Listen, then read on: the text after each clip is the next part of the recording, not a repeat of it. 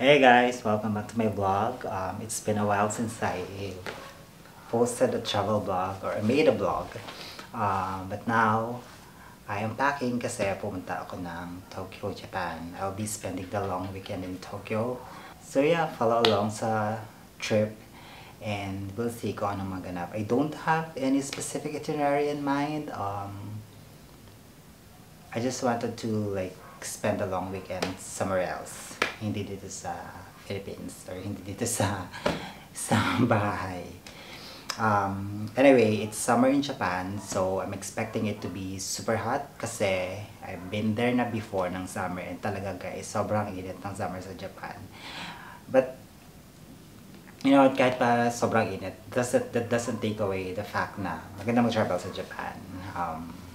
The food is always good, and I heard sa Japan, during summer, madaming sales. So, kung mahilig ka mag-shopping, okay, napunta doon ng summer. So, anyway, pack with me. Hindi ako dadala ng maleta na gano'n. Duffel bag lang. Kasi, masyadong maliliit nga yung dalawang damit. Wala akong mga malalakong masyadong marami dalang gamit. So, yeah, pack with me. Tsaka guys, lately sa mga travel ko, natutunan akong alam nyo yun, iplano na agad yung mga susuotin ko. As in, sakong-sako na down to underwears and socks na gagamitin. Kasi, pag nung dati, nung hindi ko siya ginagawa, ang daming nasusobra ng mga damit na hindi nagagamit. And, alam mo yun, nagagamit lang yung space sa luggage. So, sayang naman, diba?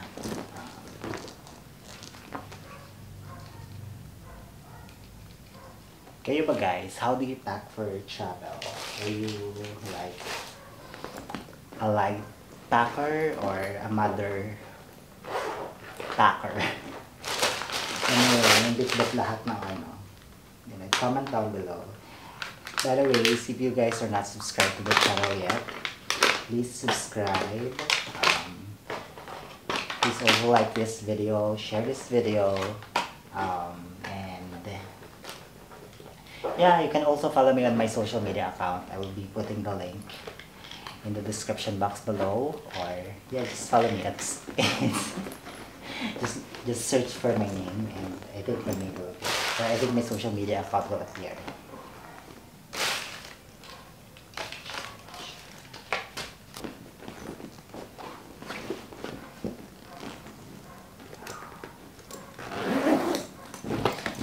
And I am back. I will see you guys in Tokyo in a few.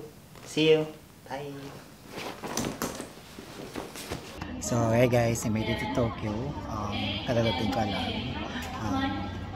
Kinuha ko na pala yung aking SIM card dito sa may counter dyan. Kinuha ko yung SIM card and now I'm looking for a place kung saan ko i-redeem yung train ticket ko going to Ueno. Parang meron ditong direct na train. Diretso na siya from here, diretso sa Ueno na ticket. So yun ang hanapin kong counter. Also, I'm thinking of eating muna bago pumunta doon kasi gutom na ako. Wala pa akong kain simula kaninang umaga.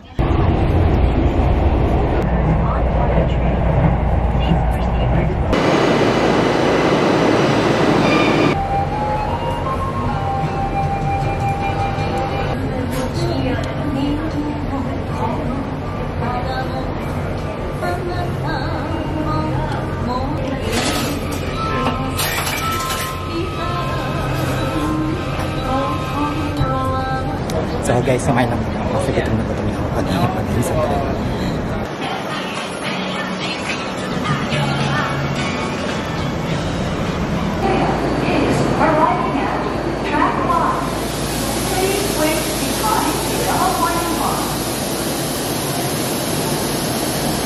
So guys, update. As soon na naka-check-in ako kanina dun sa hotel, natulog ako kasi pagod na pagod ako.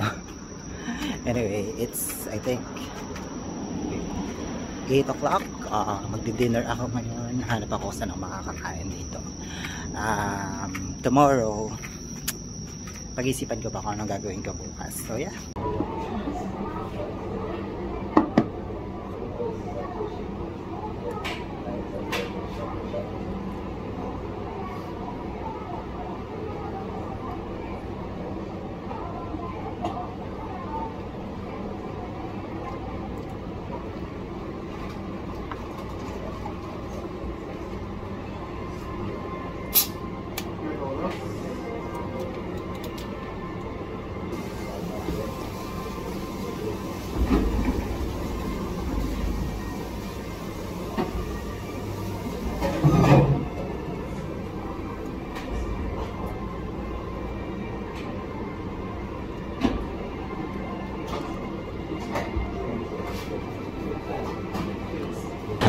So guys, this is the second day. It's 9:30 na, kagigising ko lang. I'm thinking of going sa Tsukiji Fish Market. I have always been curious kung anong meron doon. Yeah, siguro fish. I mean seafoods. I know meron dong street food. I know meron dong mga seafoods, ganyan. So yun ang tatry na. Di pa ako nagbe-breakfast. So parang doon na lang tayo mag-brunch. Anyway, kahapon wala naman ako masyadong gagawa kasi when I arrived, pagka-check-in ko sa hotel, natulog lang ako. Tapos nagising ako ng mga banda, I don't know, 5-ish or something. So nag-dinner lang ako kahapon sa Shinjuku. So yeah, follow along kung saan ako magpad today. Yung Tsukiji Fish Market pala is like a few walks away lang from Ginza Station, I believe. So sasakay lang tayo ng metro, ng subway going to Ginza, and then yun, lalakad din na lang natin from doon.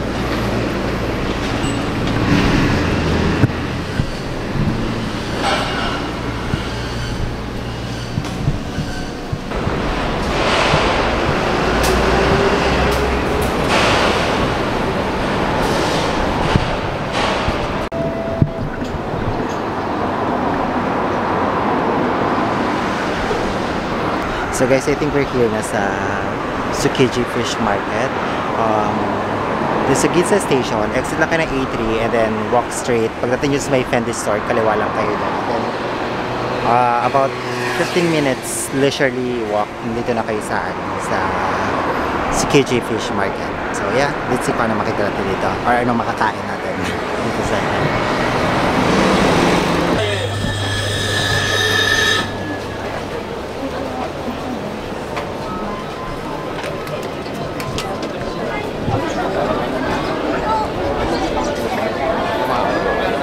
Thank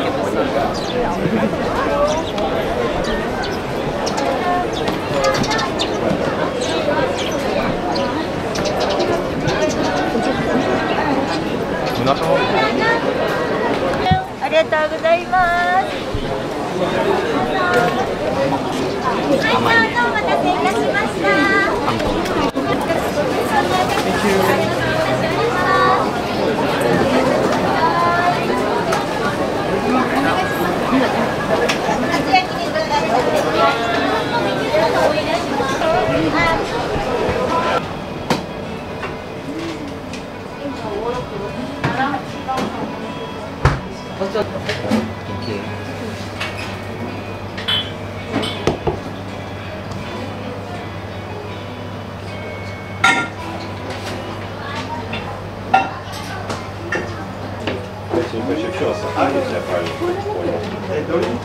Alright, Germans. Hello. Alright, please send me the cold water or hot green tea. Which you like? Water. Water? Okay, water. Okay, お冷や2つ。はい。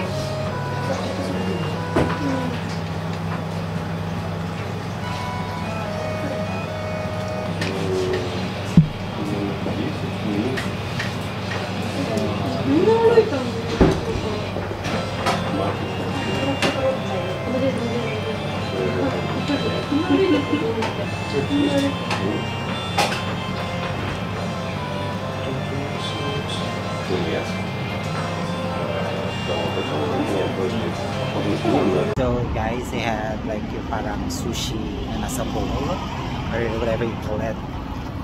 It's like first time kumain ng gano'n. And hindi ko siya masyadong bet. Pinili ko lang, nahiya ako dun sa chef ko sa harap kasi parang nararamdaman na medyo disappointed ako. Or hindi naman, hindi ko pinakita disappointed ako. Pinipilit kong kainin pero hindi talaga ako fan ng sushi or anything na raw. So yeah, parang gusto kong mula yung lansa ng isda. So I'm looking for ice cream.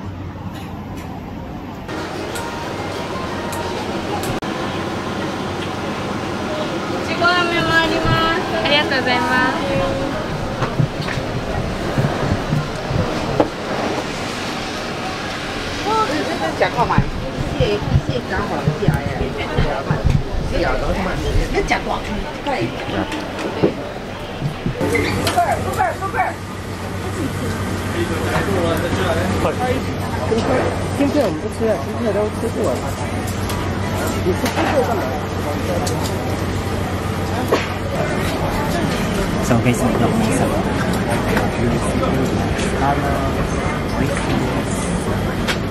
Pinta, lots of prawns.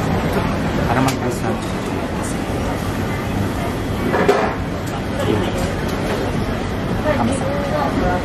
I'm sure masarap.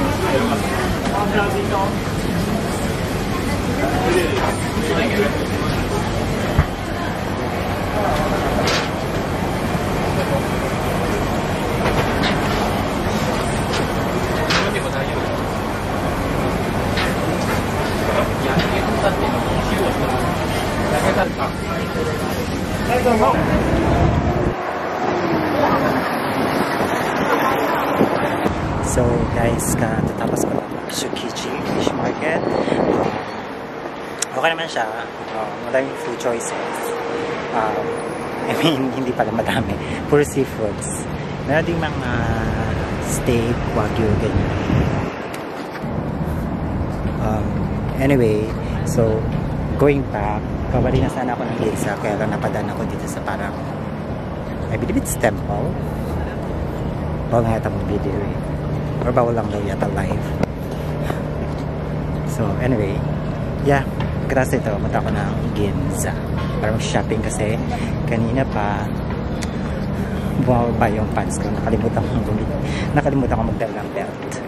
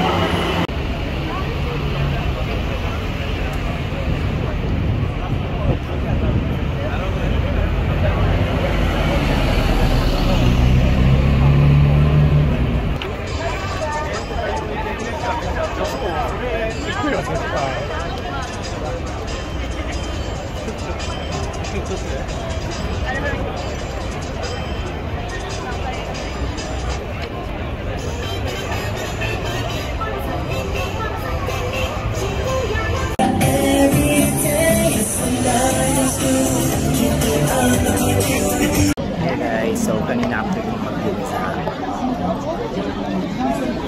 balik ako sa hotel kasi pahinga lang ako, natulog. So, syempre, parang kailangan ko ng pahinga tayo. Ngayon, nandito ako sa Shibuya para mag-Ginza. And to shop around na din. Kanina sige, wala na ako masyadong mabili. shower. Wala talaga ako nabili kasi ang mga except that I got this art piece made by, I believe, Tominaga Pond. So yun lang yung nabili ko kanina sa Ginza. Tapos umuwi ako kasi matulog, nagpahinga. Alam mo naman na pag matanda na kailangan may recharge in between traveling. So anyway, yeah, nandito ako ngayon sa Shibuya to have dinner and to shop around natin. Baka may makita ko dito magbibili. So guys, nandito ako ngayon sa Random na shop dito sa Shibuya. Parang dito. May naman dito ng Ichira, kaya lang di ba alam ko saan. Masyado na akong gusto para hanapin kayo ng Ichira. I'm sure masarap naman ito.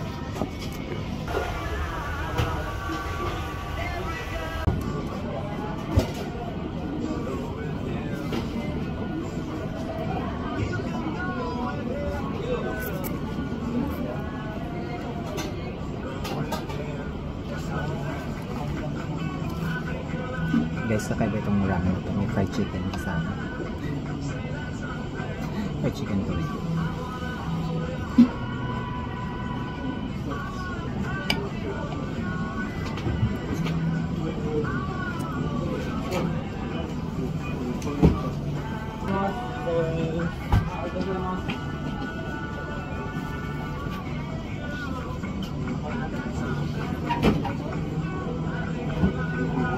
Sapa siomai.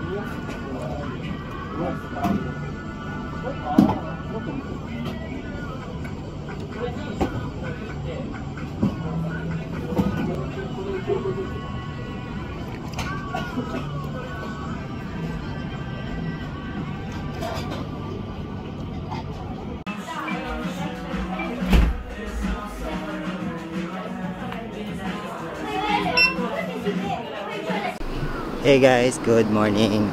It's another day here in Tokyo. It's around 9 in the morning. My plan is to go back to Ginza because meron ako nakita sa TikTok na souffle pancake restaurant or restaurant na nagsiserve ng souffle pancake, and gusto kong try doon because according sa TikTok review, masarap daw. And ang sabi nila, medyo mahabang pila. It opens at, I think yung restaurant opens at 10. It's 9 nga ngayon. So sabi nila mas maganda daw na maagang magpunta to make sure na ma-accommodate tayo. Anyway, yung Ginza station naman is a few stations away lang from where I am staying. So yeah, let's see. Sana hopefully makakuha tayo ng table. I mean, mag-isa lang naman ako. So the chances of me getting a seat is medyo mas mataas. Yeah, let's go. So guys, nandito na ako ngayon sa Happy Pancake. Sa area lang. Located siya dito sa building. So, located siya dyan sa building na yan. Kanina pa ako paikot-ikot dito kasi dito ako tinuturuan ng Google Map. Kaya lang hindi ko siya makita. Yung pala, nasa 7th floor siya dyan. And to get in, meron sila din parang QR code. You have to scan it para makapag-reserve ng seat. And, yeah, nag-scan na ako. Ang daming tao. Ang daming nakapila. Ang waiting time, it's 10 o'clock. Waiting time is 50 minutes. Can you imagine? 50 minutes. Tatapusin yata mo nung kumain yung first batch bago ako makakain. So hopefully masarap siya, and yeah, let's see. Masarap. Yan.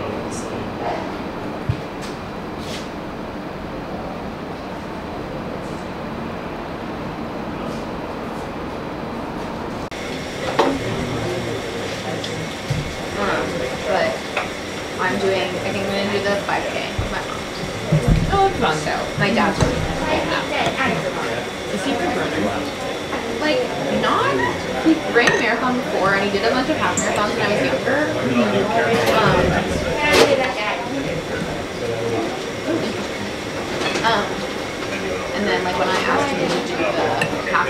Because he's been fighting on me. 1 minute. So he's like, we just... Yeah. And I was like, and I get to this point.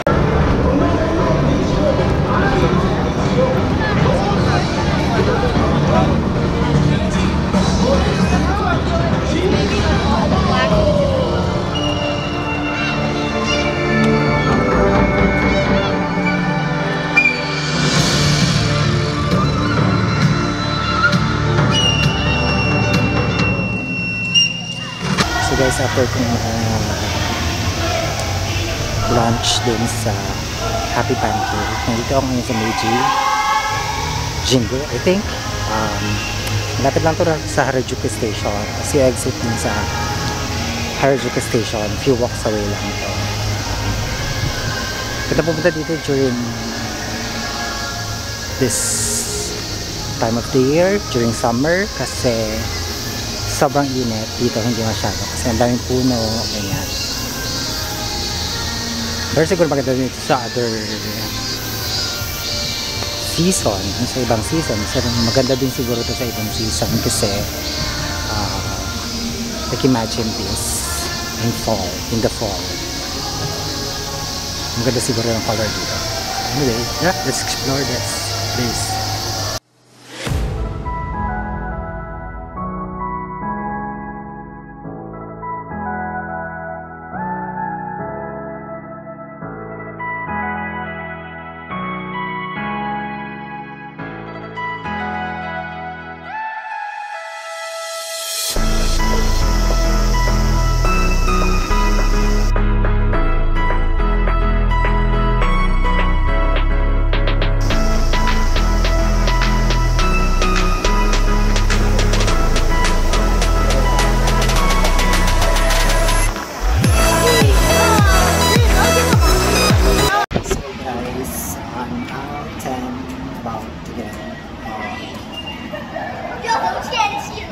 Kanina ako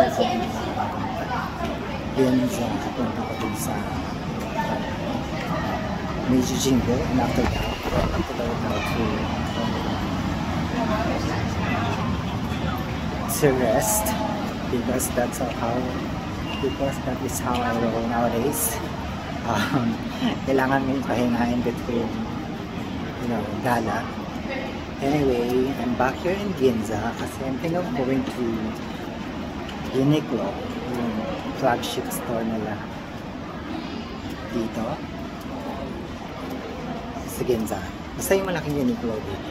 Plano ko punta doon to get some stuff and also get some pasalubong kung meron akong mahanap.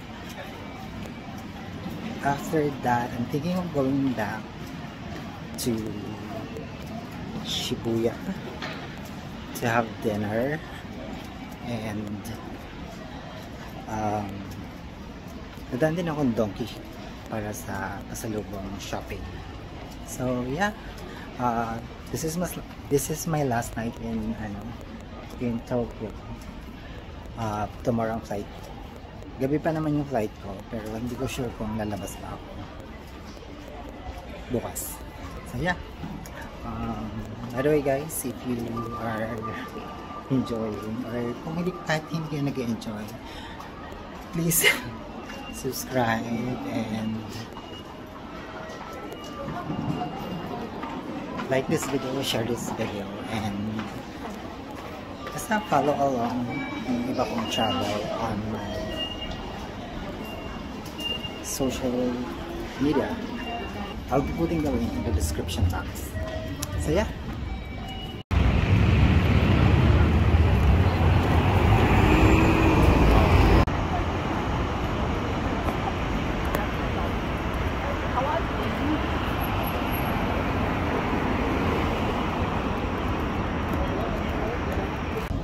Sobrang laki guys.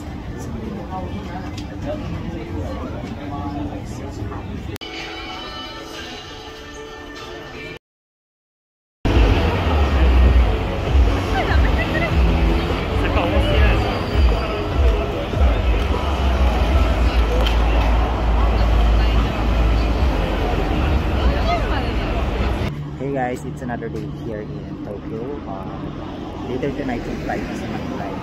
Wala naman akong gagawin today. So, mag-ikat-ikat lang dito sa neighborhood. It's around 10 o'clock. Probably maghahanap ako ng coffee shop or any place kung saan ako pwedeng mag-breakfast because I haven't had my breakfast yet. Merong Wendy's doon sa malapit sa may station. Parang gusto kong mag-Wendy's. Pero let's see, baka may makita akong ibang pwede kong kainan. Anyway guys, kung area, where I'm staying,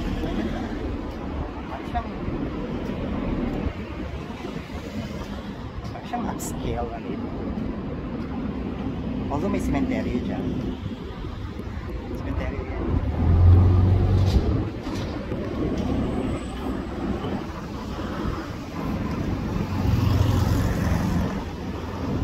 Yes, parang dito may coffee shop. I think that's coffee shop. So, try na.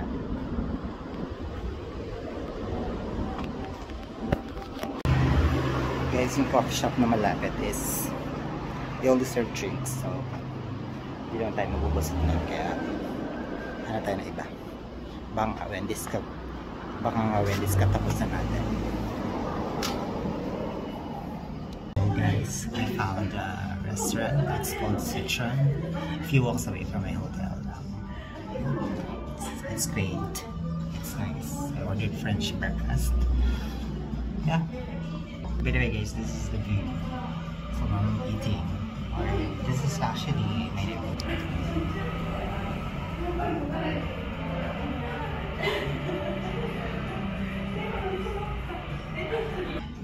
Diba parang medyo upscale yung neighborhood.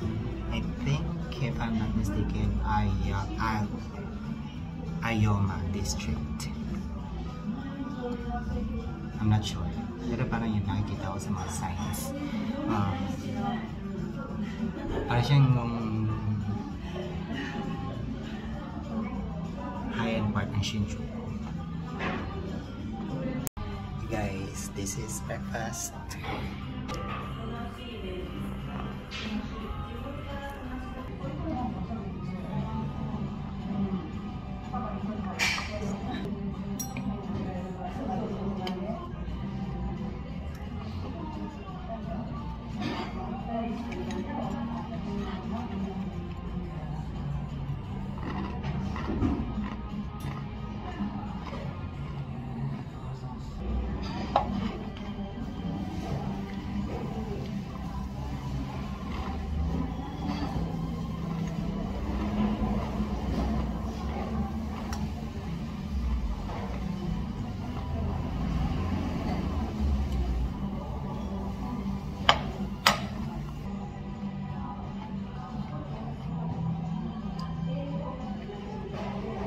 Ang sarap ng granola.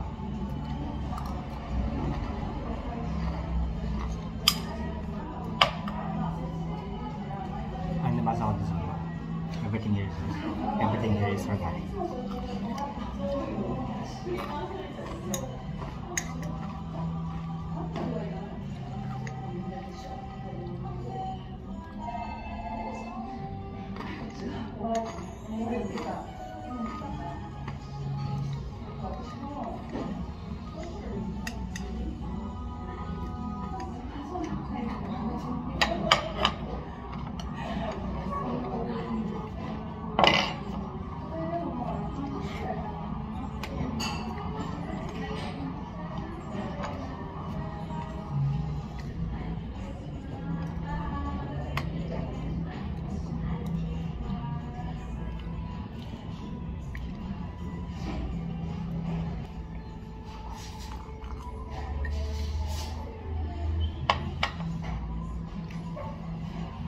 Orange juice, freshly squeezed.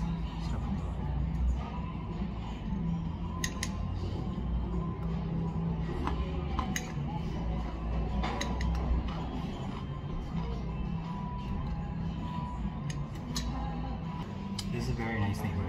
Whenever you're in Japan, consider like staying in this area, Ayama district. Hindi siya kinang kalayo sa Ginza. I think sa Ginza, from the nearest station where I'm staying at 4-5 station away.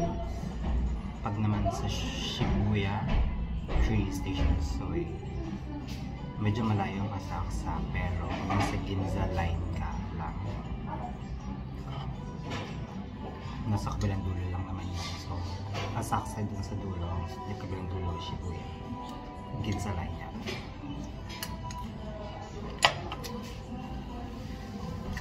This is nice. This is nice neighborhood. Consider this whenever you're traveling to Japan. At least ma'am for itong hotels because it's not the usual, you know, area of Namandahan was mostly tourists would go to either Shibuya area, Shinjuku, Asakusa for culture. Yeah, I think you're aware now kasi medyo malapit sa airport. Yeah, mahal mo dito. Kasi wala pa siyang tourist.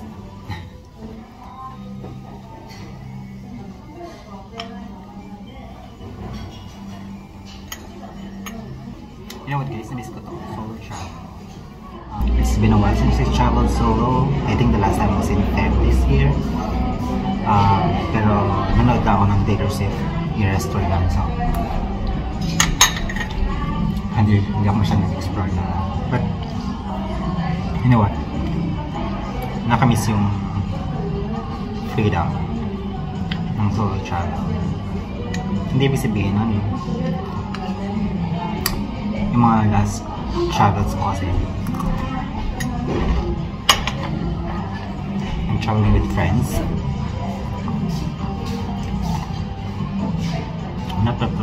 Hindi sa ayaw ko sa kanila.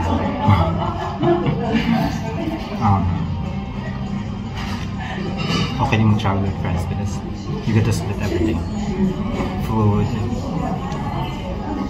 hotel, di ba may share ka? With comfort. May satisfaction na binibili sa akin ng solo travel. So, gawin ko na madalas yun.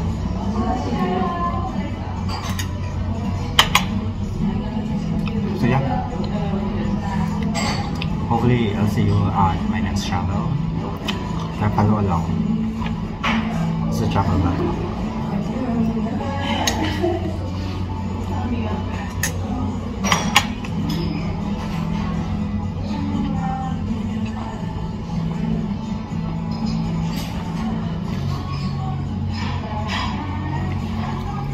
Follow along guys, because I have a few trips coming up. And most of those are solo travel. So it's gonna be fun.